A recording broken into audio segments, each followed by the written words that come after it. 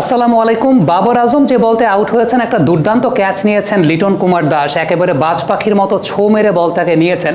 তবে এই জায়গাটা তো উইকেট কিপারদের মুভমেন্টের বেসিক এবং সেই সঙ্গে আরেকটু আপডেটেড প্র্যাকটিসের একটা অনেক বড় পরিচায়কের জায়গা। বিশেষ করে বলের লাইনটা বুঝতে পারার সঙ্গে সঙ্গে আপনার বডি মুভমেন্টটাকে পরিবর্তন করে ফেলা এবং সেই অনুযায়ী বলটাকে চেজ করতে যাওয়া, এই বিষয়গুলো কিন্তু খুব গুরুত্বপূর্ণ একটা বিষয়। এবং যে সমস্ত বাচ্চারা উইকেট কিপার হিসাবে নিজেকে আত্মপ্রকাশ করতে চাও, তাদের জন্য একটা অত্যন্ত বড় শিক্ষণীয় জায়গা যে কিভাবে তুমি তোমার চোখের দৃষ্টির সঙ্গে তোমার হাতের যে একটা কোঅর্ডিনেশন এবং বডির যে কোঅর্ডিনেশন, সেই কোঅর্ডিনেশনটাকে এক করতে পারো।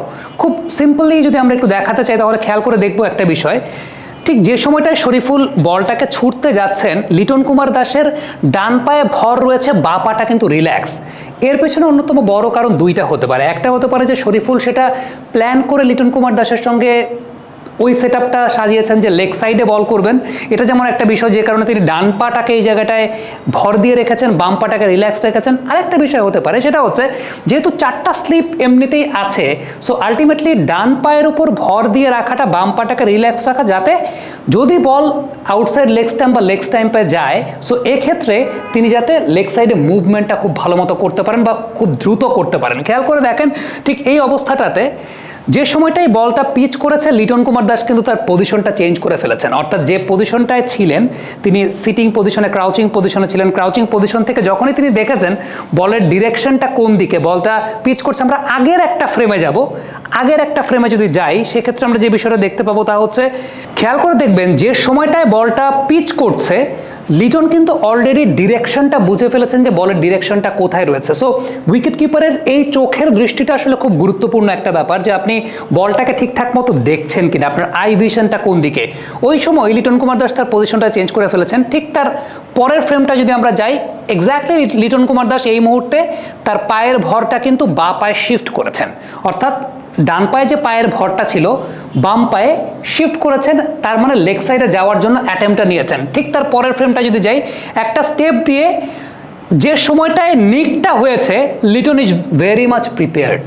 Liton is very much prepared যে তিনি লেগ সাইডে যাচ্ছেন, লেগ সাইডে ডিরেকশনে যাচ্ছেন, এবং তার জন্য কাজটা সহজ হয়েছে। একেবারে বাজ পাখির মতো ছো মেরে তিনি বলটাকে নিয়েছেন। সো এক্ষেত্রে উইকেট কিপারের মুভমেন্টটা খুব গুরুত্বপূর্ণ, যে একজন উইকেট কিপার কতটুকু মুভ করতে পারছেন, ওই জায়গা থেকে কতটুকু মুভ করতে পারছেন, এবং কোন জায়গায় মুভ করার জন্য আপনার কোন পায়ের ওপর ভরটা রাখতে হবে। সেই সঙ্গে ওই যে ডিরেকশনটা, আপনি hand eye coordination for wicket keepers বা body to eye coordination for the wicket keepers, এই জায়গাটা আসলে খুব গুরুত্বপূর্ণ বিষয়। এবং আপনি অনেক আপডেটেড লেভেলের প্র্যাকটিস করতে পারেন, কিন্তু যারা একদম উইকেট কিপিং নতুন করে শুরু করেছেন, তাদের জন্য বেসিক কিছু জায়গা আছে যে এই মুভমেন্টের প্র্যাকটিসগুলো আপনি কিভাবে করতে পারেন।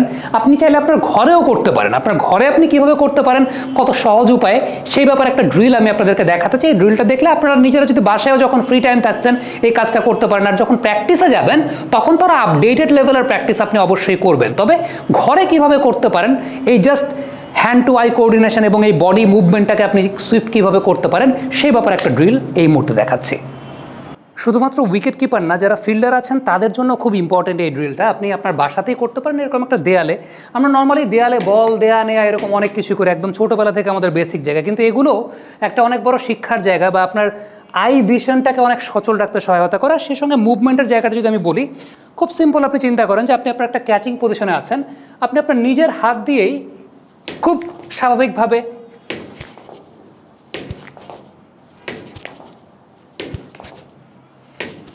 আপনি যে জায়গায় আছেন তার বিপরীত জায়গায় আপনি বলটা দিচ্ছেন, এবং সেই অনুযায়ী আপনি ক্যাচটাকে নিচ্ছেন। সো একদম ওল্ড স্কুল বেসিক, একদম ছোটোবেলার বেসিকের জায়গাটা কিন্তু আপনার মুভমেন্টটাকে সচল করছে।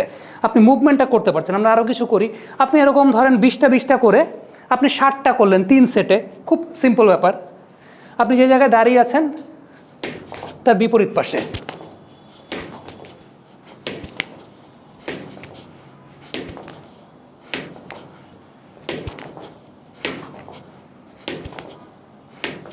এটা একদম বেসিক, এটা খুব কঠিন কোনো কিছু না, একদম বেসিক। কিন্তু যে বিষয়টা উল্লেখযোগ্য তা হচ্ছে আপনার বডি মুভমেন্টটা খুব ভালো মতো হচ্ছে, এবং চোখের যে দৃষ্টিটা, আপনি দেয়ালে বল মারছেন, খুব দ্রুত চলে আসছে, ডিস্টেন্সটা খুব বেশি নেবেন না, এই জায়গাটা খুব ইম্পর্টেন্ট, যে আপনি খুব দ্রুত মুভমেন্ট করতে পারছেন। আরেকটা ড্রিল দেখাবো, ওই ড্রিলটার জন্য একজনের সহযোগিতা লাগবে। এই ড্রিলগুলো শুধুমাত্র ক্রিকেটার না, আপনি চাইলে আপনার বাচ্চাকে ফিজিক্যালি অ্যাক্টিভ রাখার জন্য এই ড্রিলগুলো কিন্তু ব্যবহার করতে পারেন, যেগুলো আপনার বাচ্চার শারীরিক মানসিক বিকাশের জন্য অনেক গুরুত্বপূর্ণ অবদান রাখতে পারে। ঢাকা শহরে খেলার মাঠের খুব বড় সংকট, বাসার ভেতরে কিভাবে ফিজিক্যালি আপনি বাচ্চাদেরকে অ্যাক্টিভ রাখতে পারেন তার একটা প্রমাণের জায়গা দেখাচ্ছি। এই ড্রিলটা যেরকম হবে যে ক্যামেরার পেছন দিক থেকে একজন বলটাকে ছুঁড়ে মারবে, সাপোজ আমি ঠিক এই পজিশনে দাঁড়ানো আছি, আমি যেটা করবো আমি টার্ন করব, আমি টার্ন করার সঙ্গে সঙ্গে আমার বিপরীত দিকে ক্যাচ দেওয়া হবে, আমাকে টার্ন করেই সেই ক্যাচটাকে নিতে হবে। সো আমরা একটা ট্রাই করি, রেডি?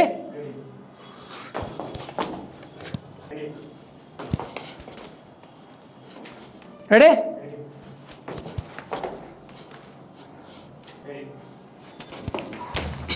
বাট এইখানে একটা বিষয় খেয়াল রাখতে হবে, সেটা হচ্ছে যে ঘরে যদি ওই রকম কোনো কিছু না থাকে, এরকম ডাইভিং ক্যাচগুলো দেবেন না। অভিভাবক যারা আছেন ডাইভিং ক্যাচগুলো দেবেন না বাচ্চাদেরকে। কিন্তু যারা আপডেটেড লেভেলের ক্রিকেটার তারা যখন প্র্যাকটিস করবে, এই জায়গাটা কোনো একটা কিছু দিয়ে রাখাটা, সেটা বালিশের কুশন হতে পারে, তোষক হতে পারে, যে কোনো কিছু, আপনার প্র্যাকটিসটা ইনজুরি ফ্রি হবে, সেটা হচ্ছে গিয়ে মূল বিষয়।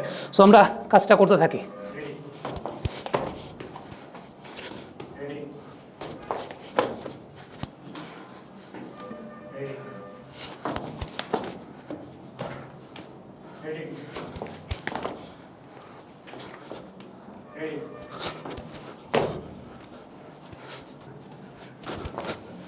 সো এই জায়গাগুলো আপনি আপনার মুভমেন্ট এবং সেই সঙ্গে চোখের যে দৃষ্টির জায়গা, সেই জায়গাগুলো কিন্তু আপনি চিন্তা করতে পারবেন। এই জায়গাটা একটা বিষয় খেয়াল করি, খুব ইন্টারেস্টিং একটা বিষয়, সেটা হচ্ছে লিটন কুমার দাস কী পরিমাণ ডিস্টেন্সটা কাভার করেছেন।